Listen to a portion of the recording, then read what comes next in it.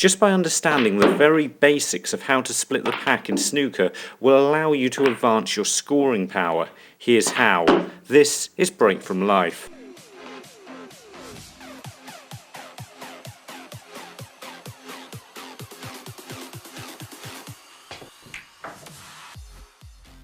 Welcome back, and if it's your first time watching one of our videos, then it's fantastic to have you here. In snooker, the best time to get a chance is right in the middle of the game. A lot of the time in most frames, this is because the reds are in their most open position, and unless a lot of the colours have gone safe, a player who takes advantage of a chance at this stage of the game usually ends up winning it. With a chance like this one, there's so many reds and colours on in easy accessible, potable locations that it's very unlikely, even if I do play a bad positional shot, that I won't still finish on a ball I can easily pot. This all starts to change as you get closer to the colours. You start to get fewer and fewer positional options, and either your positional play or your potting needs to be more accurate. And if the balls start to go safe at this stage, it can make it really challenging to even make a small break. But this video isn't talking about the end of the game, it's talking about the beginning, which can have the same problem. If you have all the reds grouped together in a pack and only a few potable, then it can be very difficult to maintain a break.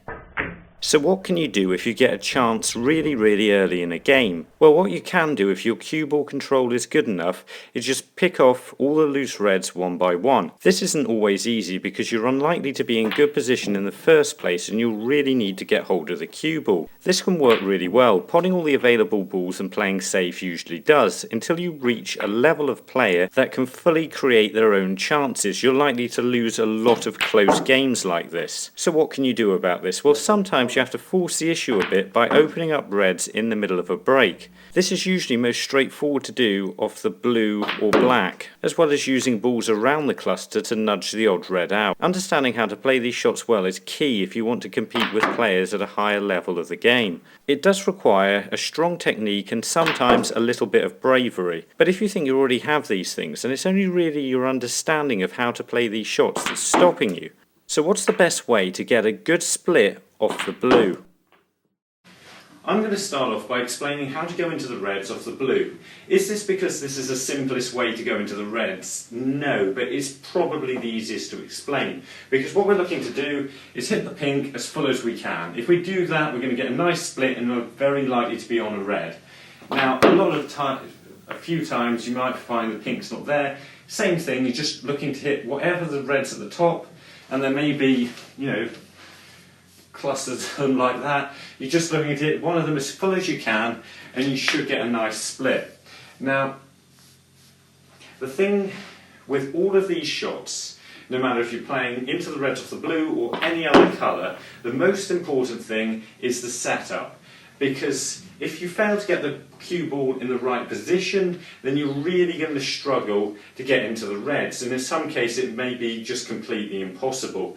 So ideally you're trying to leave yourself quite a thin angle on most of these shots, so you're going to go into the reds with quite a lot of force quite easily, but at the same time leaving yourself a very potable ball. So ideally you don't want to be coming up too high, like up here, because you're going to make the pot too difficult. Similarly, you don't want to come too straight, otherwise again you're going to be making it too difficult. So ideally we want to be about here, which is a little bit thinner than you want to play the blue normally, but should mean we can go into the reds nice and easily. And there we go, that's pretty good. Ideally I want to be a bit closer to make the pot easier, but again that's the perfect angle. So we're looking to hit the pink as full as we can, because if we hit it too thin, we could go off in either corner. Now what no one usually says in this situation is it's far better to hit the ball thin on that side, because if you do that, the backspin on it is likely to stop it going in that corner more than that corner. And that corner, it's more likely to pull it in. But that's just worth thinking about, because ideally you're looking to hit it as full as you can. That's really all you're looking to do with the spin.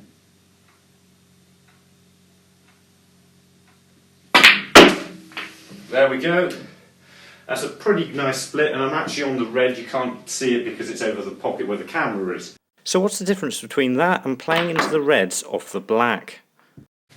Playing into the reds off the black is a lot more complicated, not only because there's more reds you can hit, but playing into the reds with the wrong spin can mean you don't finish on one. For example here, if I played into the reds, maybe I want to hit that one, but if I hit it with the wrong spin, I might not end up on anything, like this.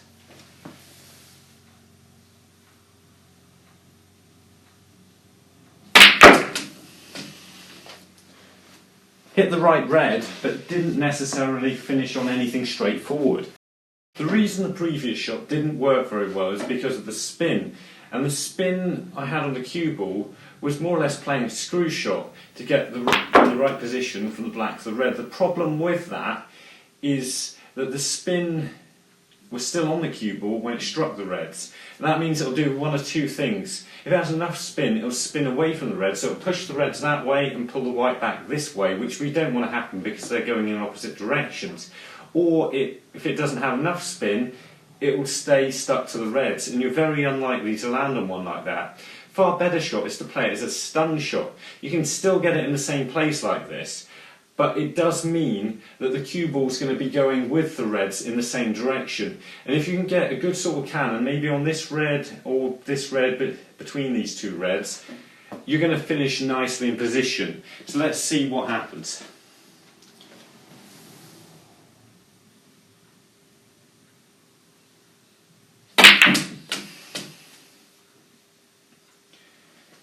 Hit them nicely, didn't quite get through them as much as we wanted, but we have pushed one on to the middle pocket.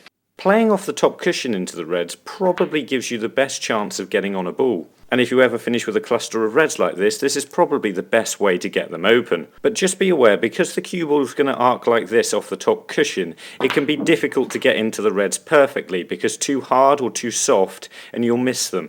You're best off trying to finish high when they're flatter and low when they're at more of a point like this. How can you almost guarantee finishing on a red? Well, try to look for loose reds like this one around the cluster. With these shots, just play a controlled cannon in a way that will increase your chances of being on the loose red. But what if you find you're struggling to pop the black off its spot or play the basic shots around the black spot?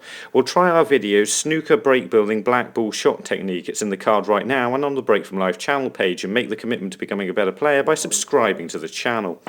The third way to get into the reds is to use a ball around the pack to play a slight cannon whilst trying to make the most controlled positional shot possible. You can use any ball around the reds to open them up like this. Just be aware that every single one of these shots is different. So because of this, what's the best way to play a controlled shot that gives you the most chance of being in position?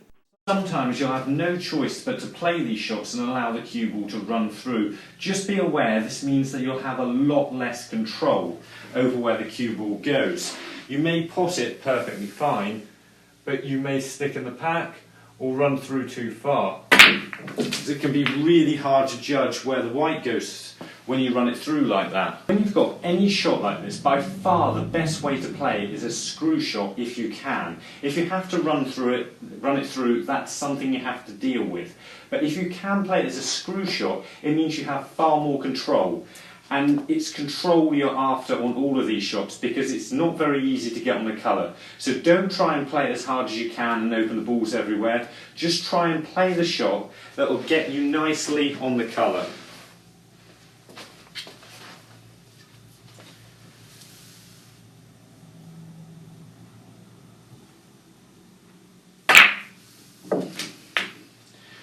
Like that. We've finished perfectly on the black, haven't got all those reds open, but we've still got 4 more shots to have a go at. Just be careful, because a lot of these shots are normally very straightforward, but because of the amount of power you're going to play them with, you can make them very missable, like this pink for example. And the problem is, if you miss a shot like this, you're going to likely to be leaving your opponent a very straightforward chance.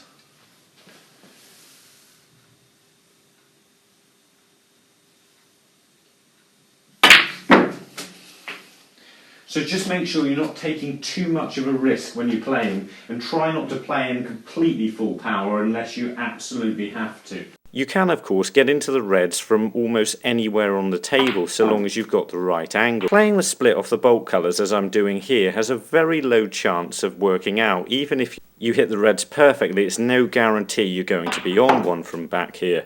But if you have no other options, it's well worth a go. But just remember, it's absolutely vital you pot the ball, and you don't want to be leaving your opponent a simple chance from nothing. And now for Where in the World Are You?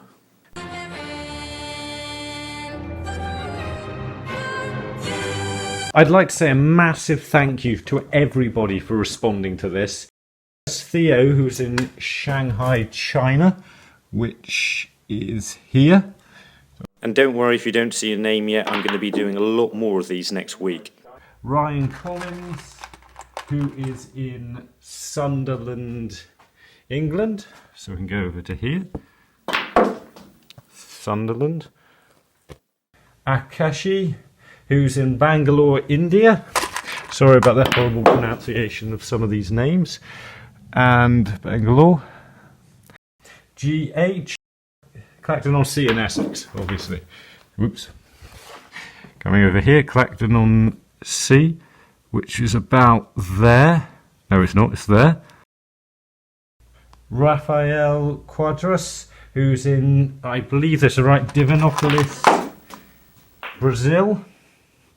And he is roughly there. If you want to find out more about controlling a cue ball, try our video Basic Cue Ball Control. And if you want to know how to aim in snooker, then try our video Snooker Aiming System. And remember, don't just watch, play. And make the commitment to becoming a better player by subscribing to the channel and visit the website. See you later.